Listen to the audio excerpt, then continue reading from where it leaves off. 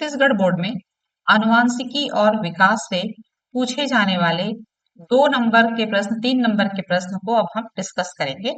तो यहाँ पर हम देखेंगे समजात अंक, संवृत्त अंक, संयोजी कड़ी और अवशेषी अंक। ये बार बार पूछे जाने वाले 2 या 3 नंबर के प्रश्न हैं। कभी 2 नंबर में पूछते हैं, कभी इसको 3 नंबर में पूछते हैं।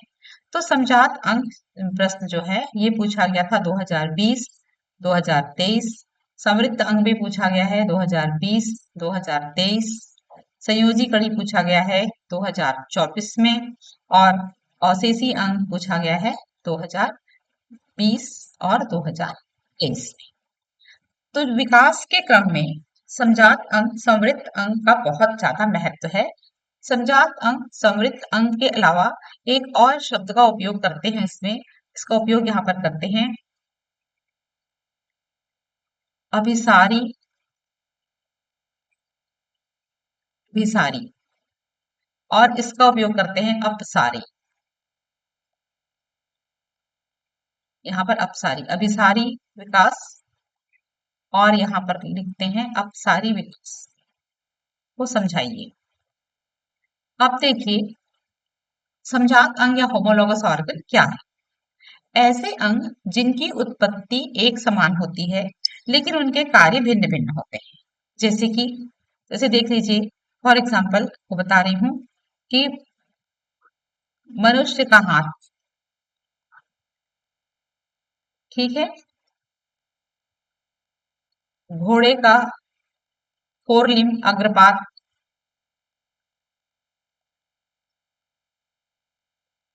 चूहे चूहे का अग्रपाद,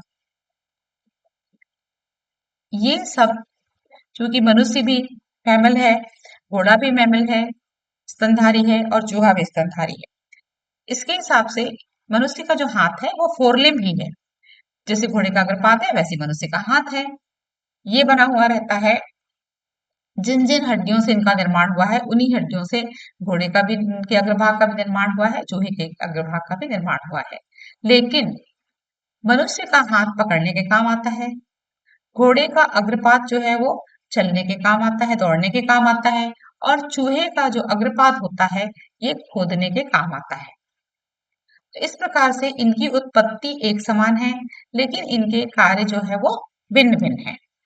अब देखिए यहाँ पर इसको अभिसारी क्यों कहते हैं। ये देखिए, अभिसारी का मतलब होता है एक स्थान से निकल करके फैलना। इनकी उत्पत्ति एक जैसी है लेकिन इनके कार्य भिन्न भिन्न है। ये फैल गया, ये हो गया, तो यहाँ पर इसकी उत्पत्ति हो गई। ये देखिए, ये उत्पत्ति है, एक बिंदु पर उत्पत्ति है, लेकिन इसके कार्य जो है वो भिन्न भिन्न है। डाइवर्जेंट इवोल्यूशन भी कहते हैं कि डाइवर्जेंट इवोल्यूशन या अभिसारी विकास क्या है।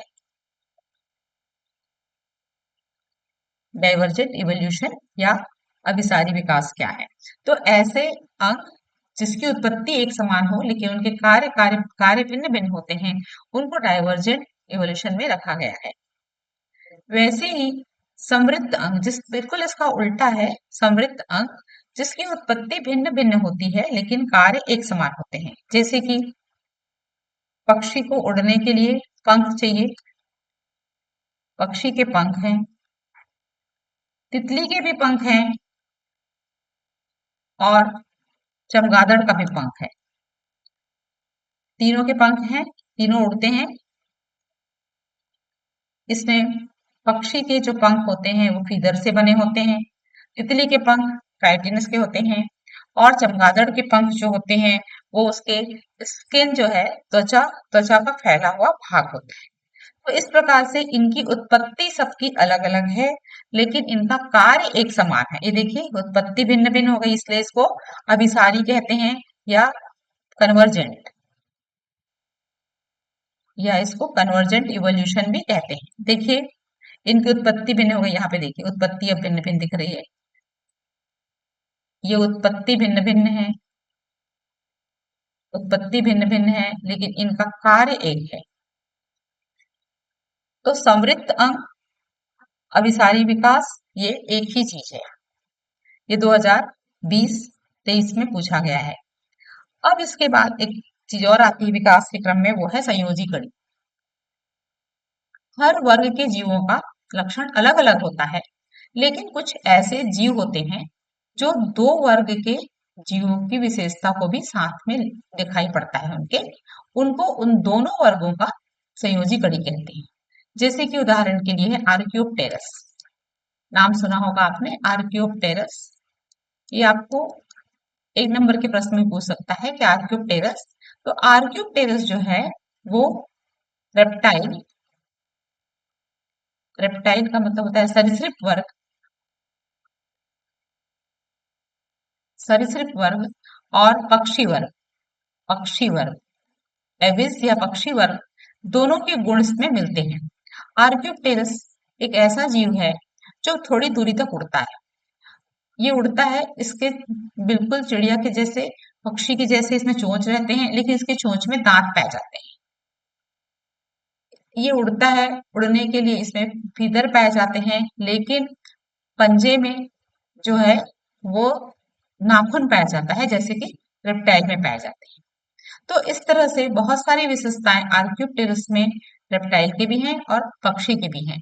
इसीलिए आर्क्योप्टेरस जो होता है वो रेप्टाइल और पक्षी इन दोनों के बीच की संयोजी कड़ी या कनेक्टिंग लिंक है। एक और महत्वपूर्ण प्रश्न जो पूछते हैं वो है वेस्टिजियल ऑर्गन।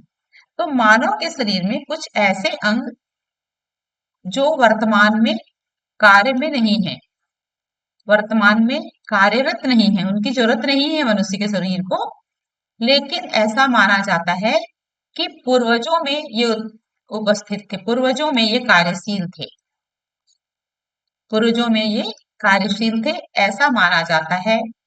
इन अंगों को अवशेषी अंग कहते हैं, अवशेषी अंग। अब देखिए मानव में, आप देख लीजिए, मानव में जो विजडम टिथ है, विजडम टिथ है, अकल दाढ़, अकल दाढ़ अवशेषी अंग है। अपेंडिक्स सुना होगा आपने, अपेंडिक्स जो एलिमेंट्री कैनाल में होता है, अपेंडिक्स, ये भी हमारा अवशेषी अंग है। और कॉर्डल वर्टिब्री, पुच्छ कशेरुक हमारे शरीर में उपस्थित है अभी भी। वो उन जीवों में रहा होगा जिसमें पूंछ रहता था, पुच्छ कशेरुक अभी हमारे शरीर में कुछ काम नहीं है, लेकिन फिर भी ये पाए जाते हैं। तो ऐसे अंग शरीर में अभी भी रहने वाले, पाए जाने वाले ऐसे अंग जो वर्तमान में कार्यरत नहीं है, लेकिन पूर्वजों में ये कार्यशील रहे होंगे, ऐसा माना जाता है। इन अंगों को अवशेषी अंग कहते हैं। ये बहुत छोटे छोटे और बहुत ही सरल प्रश्न हैं जो आपको दो दो नंबर में पूछे जाएंगे, 3 नंबर में भी पूछ सकते हैं आपको। तो ये सब सरल प्रश्न हैं और इस सब का उत्तर आप सबसे बनना चाहिए। लगातार हमारे चैनल को देखते रहिए और हमारे चैनल को देख करके इसको लाइक और सब्सक्राइब भी करते रहिए। हम आपके साथ बने रहेंगे और आपको ऐसे प्रश्न बार बार करवाते रहेंगे।